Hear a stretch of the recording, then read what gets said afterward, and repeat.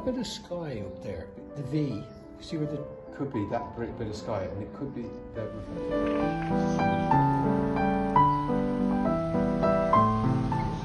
Like that.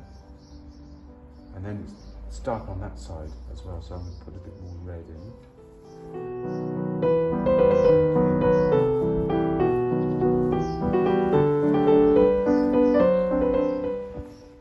And it's amazing how it changes so rapidly.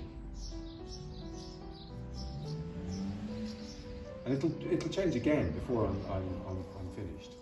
It's almost white, that water, isn't it? The reflection. Yeah, it is. It's very, very bright indeed. Yeah.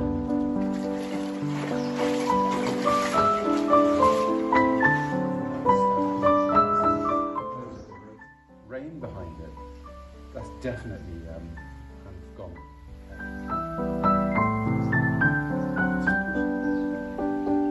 And also similarly.